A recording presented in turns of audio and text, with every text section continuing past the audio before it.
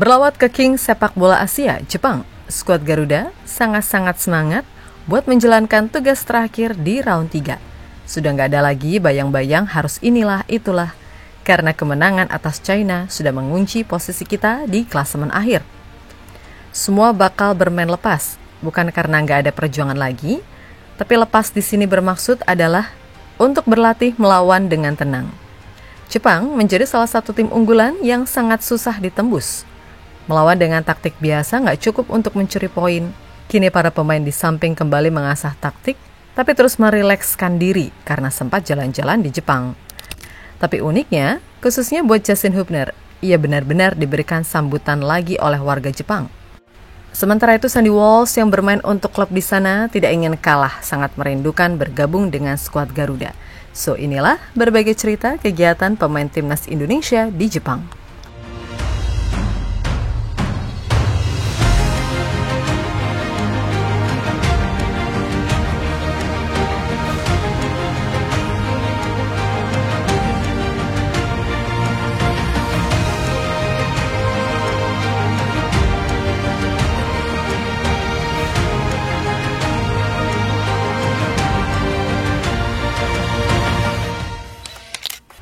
Setelah sampai pada Sabtu malam di Osaka, Jepang, timnas Indonesia langsung menggelar latihan pemanasan pada Minggu pagi. Gak ada yang namanya waktu disia-siakan. Semua ingin terus bergerak, terus memanaskan diri untuk memberitahu kepada tubuh para pemain bahwa perjuangan masih akan terus berlanjut meskipun sudah dapat tiket round 4. Dan makin kesini, latihan bakal kembali intens mengingat persaingan di skuad Garuda bakal makin ketat. Coach Patrick terus mencari pemain terbaik buat diturunkan, dan secara komposisi bakal bertambah besar, serta Marcelino dan Martin Pas pulih dari akumulasi kartu kuning. Sementara satu pemain lain justru terkena akumulasi kartu, yakni Ivar Jenner. Gelandang muda FC Utrecht dipastikan absen melawan Samurai Biru usai mendapatkan kartu kuning saat melawan China. Dan secara menyeluruh, tim kepelatihan sendiri masih belum puas begitu saja dengan performa tim. Patrick Kluivert telah memberikan penilaian terhadap kinerja skuad saat mengalahkan China. Ia memandang tim belum maksimal, makanya belum puas begitu saja. Dan skuad Garuda bakal terus ditingkatkan, termasuk di laga versus Jepang. Well, statistically, we did a great job already, but as I said, we're not ready. We're just beginning, and that's also how we take this game in the coming games. We need to look game after game and not preparing already for the next few games, but I like to plan every game individually. Namun meskipun begitu, tugas tim kepelatihan juga terus memberikan waktu kepada seluruh pemain untuk meningkatkan chemistry lewat kebersamaan.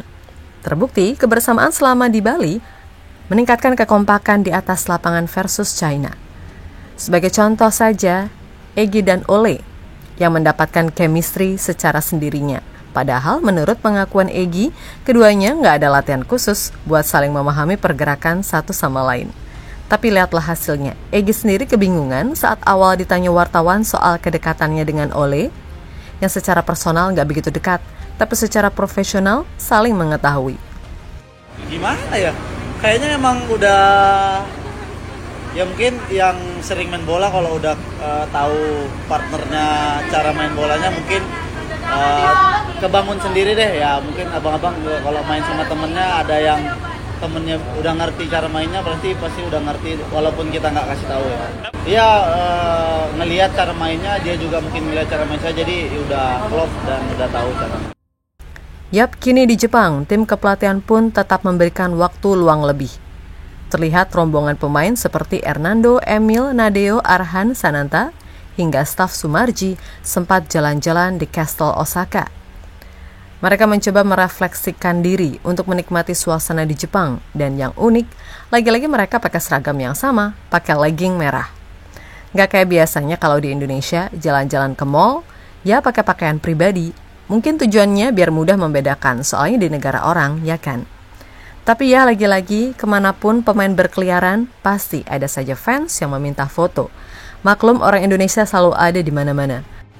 Martin Pas dan Jordi Amat menjadi pemain yang diminta foto saat berada di tengah kota Osaka.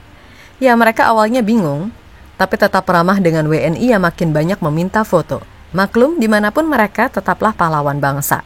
Semua fans bangga bisa bertemu pahlawan mereka, makanya dimintai foto.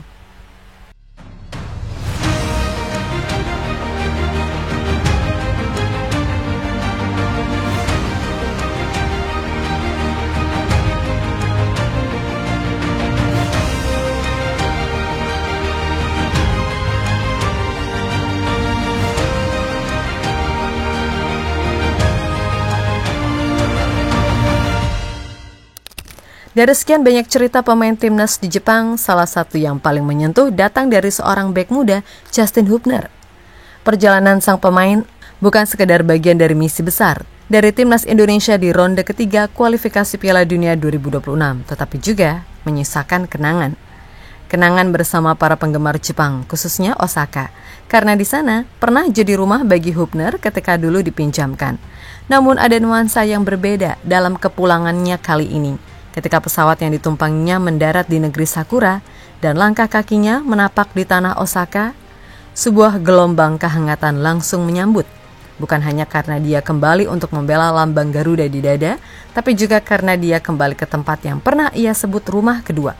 Cerezo Osaka, mantan klub yang pernah menaunginya, menyambut Hubner seperti keluarga yang lama tak bersua. Fans klub masih menyimpan kenangan manis akan kiprah Hubner. Meskipun tak lama tapi menunjukkan rasa cinta dan penghargaan mereka dengan penuh antusias. Sorakan, senyuman hingga dibuatkan papan sambutan khusus menjadi bukti bahwa ikatan di dunia sepak bola tak pernah benar-benar terputus. Melalui unggahan Instagram story pribadinya, Justin menuliskan perasaan yang tak bisa disembunyikan. Ia terharu melihat sambutan penggemar Osaka khususnya untuk dirinya. Feels like coming home again. Sebuah kalimat singkat namun syarat makna. Osaka bukan sekadar kota, melainkan ruang nostalgia, tempat kenangan dibangun dan mimpi pernah dititipkan.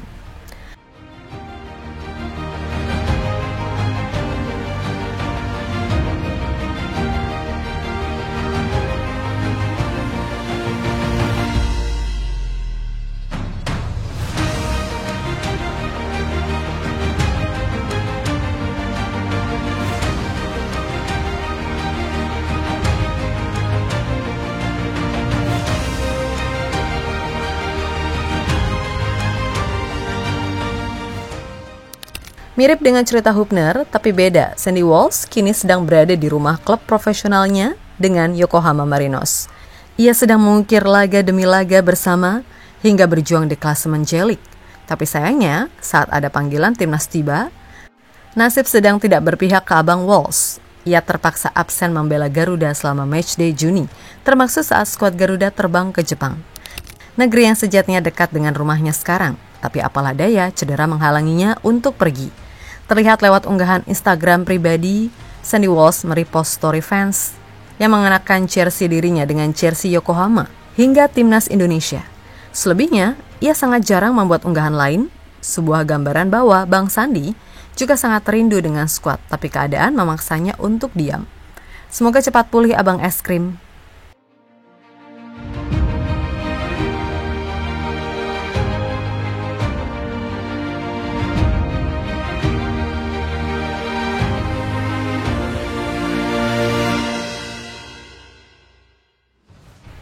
Yap, terlepas dari apapun itu, kini 30 pemain yang ada bakal terus meningkatkan performa masing-masing. Gak berlebih rasanya jika tim kepelatihan tadi belum puas dengan performa pemain. Sebab ya jelas secara hasil udah 3 poin, tapi gol yang diciptakan masih belum maksimal saat menghadapi China. Finishing pemain dari pola permainan belum menciptakan gol. Itu artinya sistem permainan belum sepenuhnya sukses. So, mari kita nantikan saja apakah bisa timnas Indonesia memberikan kejutan di kandang Jepang.